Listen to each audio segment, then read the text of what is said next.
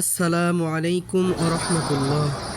মাশাআল্লাহ, মসজিদের নববীর মধ্যখান থেকে চারিদিকের দৃশ্যটা দেখানোর চেষ্টা করব ইনশাআল্লাহ।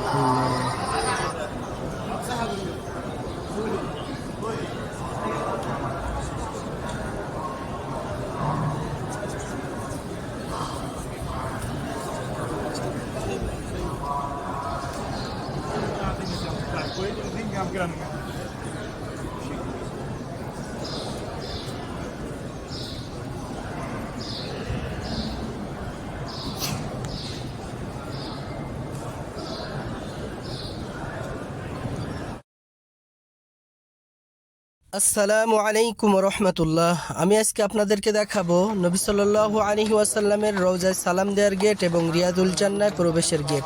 এক নম্বর গেট যেটা দেখলেন প্রথমে, এই গেটটি হলো নবী সাল্লাল্লাহু আলাইহি ওয়াসাল্লামের রওজায় সালাম দেওয়ার জন্য। এই গেট দিয়ে প্রবেশ করলে আপনি সালাম দিয়ে বের হয়ে আসবেন, অথচ রিয়াজুল জান্নায় প্রবেশ করতে পারবেন না। রিয়াজুল জান্নায় প্রবেশের জন্য অবশ্যই আপনাকে 2 নম্বর গেট দিয়ে প্রবেশ করতে হবে। এই 2 নম্বর গেটে 3টা দরজা আছে, যে কোনো একটা দরজা দিয়ে প্রবেশ করলেই আপনি রিয়াজুল জান্নায় প্রবেশ করতে পারবেন। আগে পারমিশন লাগতো, এখন কি অবস্থা জানি না।